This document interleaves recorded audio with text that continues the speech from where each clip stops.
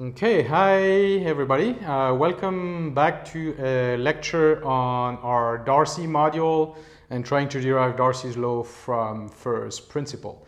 So today we are going to look at Stokes' law and derive Poiseuille's equations. Let's see why we want to do that. Okay, so Stokes again on the left-hand side and Poiseuille on the right-hand side. So far we've derived the Navier-Stokes equation in the last lecture, right?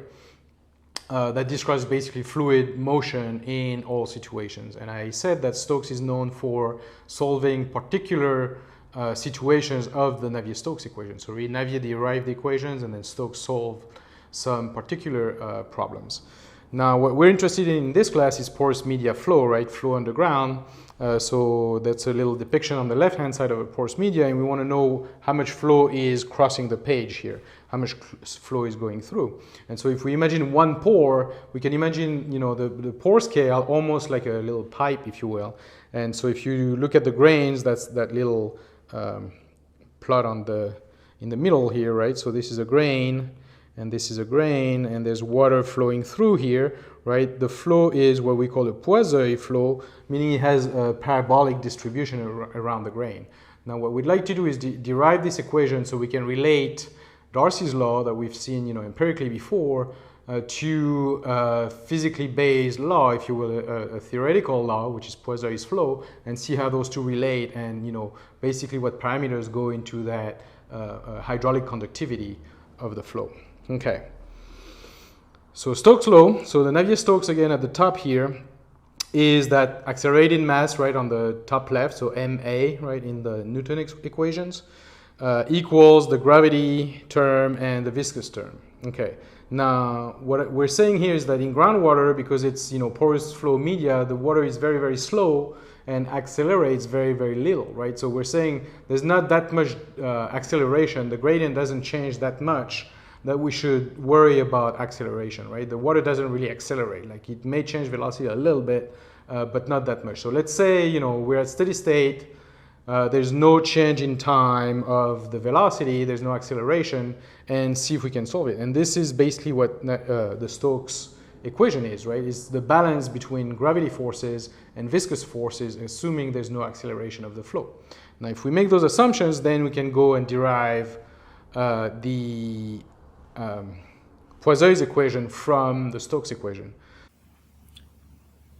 Okay, so here's the Stokes equation that we write down again, the gravity forces versus the viscosity forces.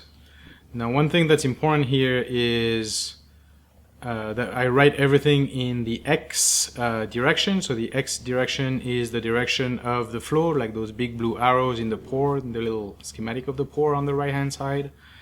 But in reality, the distribution of velocity is in the r direction, right? So this comes because there's a gradient, so it's really a 3D equation. I just wrote it all in 1D in the x direction just for simplicity. But in reality, the viscous effect, the velocity distribution, is in the r direction. So I'm going to change that up in a second. The other part is that the gradient of head is in the x direction, and that's a constant, right? So if we consider that the head gradient is constant, locally, then we don't have acceleration, so it should be constant. So the whole left-hand side here is actually a constant, right? So this is a constant. Now also note that mu here is also a constant, right? That's just viscosity. So we'll fold mu into the left-hand side in a minute, but for now I'm just going to carry it for one more slide, which now I'm doing a little bit of transforms, right? So I can just write that, here. So I can write that the second derivative, right, I just separate it between d, dr, du, dr in that first line here, and then the last line I just multiply by r over r, which is 1, so I'm allowed to do this, which then I can separate, and put inside. So r d dr, r inside, 1 over r actually, r inside du dr equals a constant. Okay, so now we work with that and we'll integrate that a couple times. So what we can do with this equation, right, now you can see that we can multiply by r on both sides. So now that 1 over r is going to disappear, and is going to get constant times r, and then we can integrate. So multiply by r and integrate. Okay, so now of course we have the integral of r is r squared over 2 integral, and then on the right hand side we just got rid of ddr basically. Now we can do the same trick, divide by r and integrate on both sides, right? So if we divide by r, we get rid of one of the r square, right? So now we have r only, c1 over r, and then this r over r, so r disappears on the right hand side.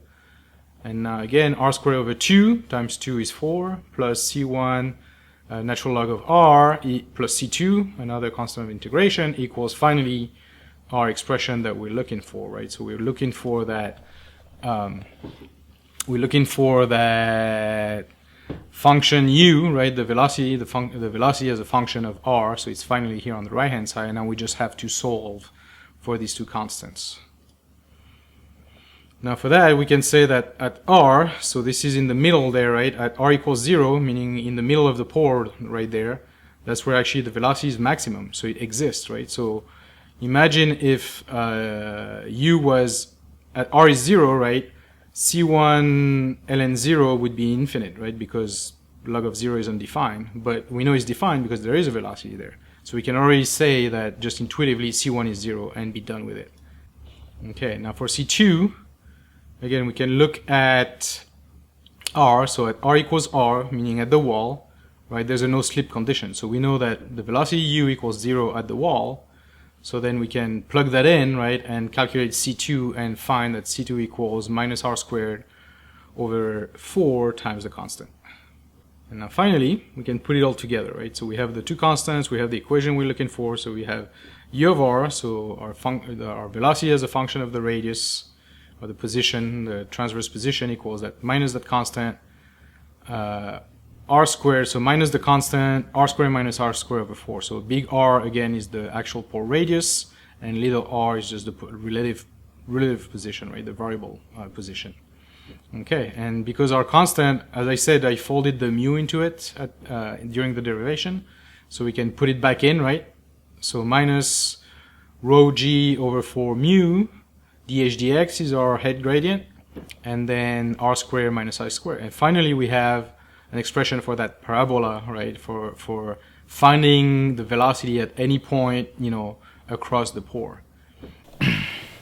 Okay, so we finally derived Poiseuille's equation. Now we have an expression based on, you know, the physics of fluids, of flow through a pore. Remember that Darcy's equation is basically an expression of flow through porous media. So now in the next lecture, we'll put those two equations together, or those two things together, so that we have a way of expressing Darcy's law from first principles. All right, thank you.